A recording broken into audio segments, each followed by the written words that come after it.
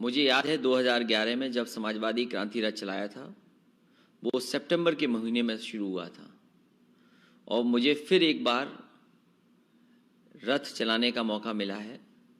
इस बार ये समाजवादी पार्टी की विजय यात्रा है। समाजवादी विजय यात्रा इसलिए भी कि उत्तर प्रदेश की जनता भारतीय जनता पार्टी की सरकार से निराश हुई है।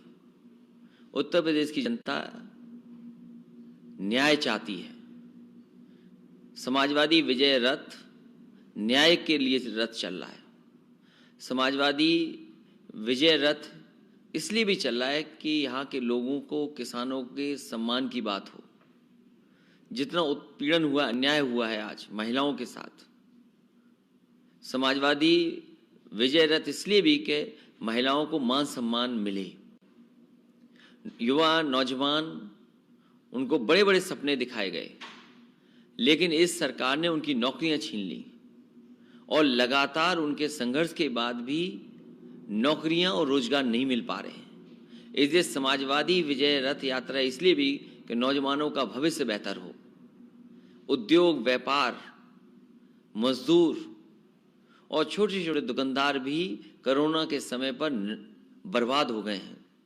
समाजवादी विजय रथ इसलिए भी कि उनका कारोबार पुनः शुरू हो, उनका जीवन में भी बदलाव आए।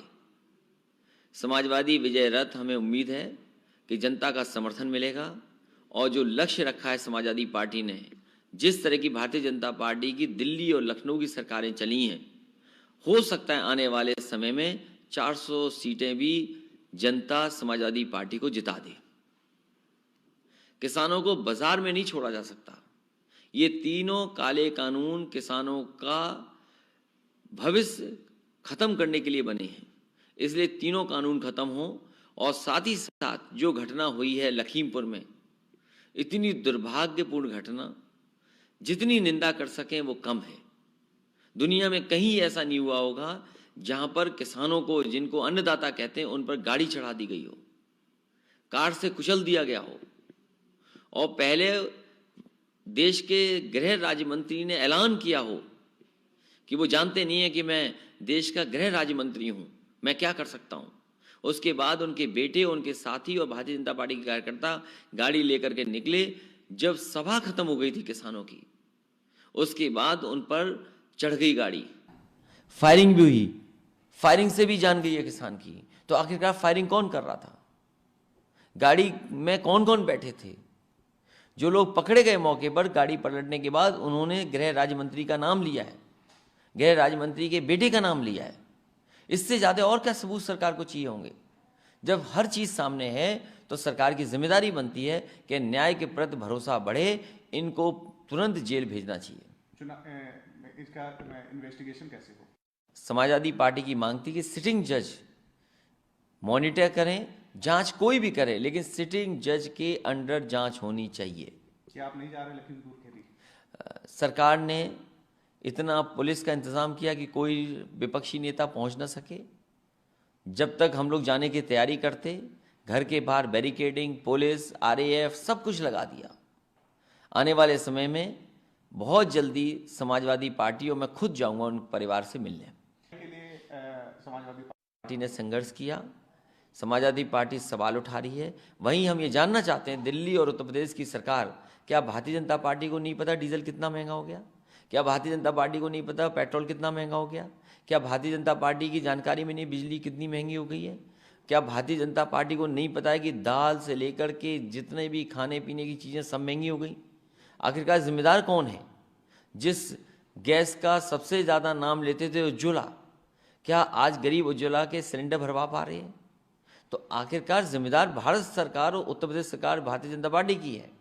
इसको महंगाई का जवाब देना ही होगा, और अगर महंगाई नहीं करेगी ये कम, तो इन्हें सत्ता से बाहर जाना पड़ेगा।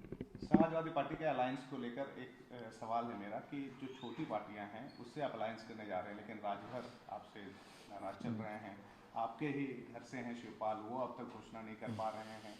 आप क्या लोक दल से औपचारिक घोषणा कब करेंगे? क्योंकि ये अटकलें लगाई जा रही है कि 2 युवा पश्चिम उत्तर प्रदेश में मिलने जा रहे हैं। उत्तर प्रदेश के जितने भी छोटे और क्षेत्रीय दल हैं, उनसे कोशिश होगी समाजवादी पार्टी साथ लाए और लगातार चुनाव तक ये प्रयास रहेगा कि इन दलों को साथ ला करके चुनाव लड़ा जाए। पश्चिमी उत्तर प्रदेश में क्या करेंगे आप? आरएलडी से पहले से समाजवादी पार्टी का अलायंस है, लोकसभा से अलायंस चल रहा है। इसी तरह महान दल है, उसके साथ समाजवादी पार्टी का गठबंधन है। चौहान समाज के डॉक्टर संजय, उनका एक दल है, उनके साथ गठबंधन है। इसी तरह कोशिश की जाएगी कि उत्तर प्रदेश के छोटे और क्षेत्रीय दल हैं उनको साथ लाया जाए। आज प्रधानमंत्री मोदी लखनऊ में हैं, उन्होंने जो कि जिनको प्रधानमंत्री आवास योजना के तहत लाभ मिला है वो आज खुश हैं, और साथ में उन्होंने एक ऐलान किया है कि जो आवास अब आवंटित होंगे वो किसी महिला के नाम पे होंगे, ना कि किसी गैर परिवार में लोगों के नाम पे। कैसे देखते हैं इस प्रधानमंत्री के मूव को? उत्तर प्रदेश में चुनाव है, इसलिए चुनाव के लिए घोषणा की जा रही हैं। चुनाव को लेकर के इनको कम से कम जनता के बीच में कहना चाहिए कि पिछले घोषणा पत्र में क्या क्या चीज़ें लागू की हैं। क्या किसानों की आय दोगुनी हो गई? डेयरी को लेकर के इन्होंने कहा कि हर जगह हम डेयरी को लेकर के मिल्क के क्लस्टर्स बनाएंगे। कितने क्लस्टर्स बने हैं? इन्होंने कितने लैपटॉप दिए हैं? कितना डेटा दिया है? किसानों के लिए अलग से फंड्स बनाने की बात कही गई थी। हम ये जानना चाहते हैं कि किसानों की मदद के लिए कितनी धन आपने दिया?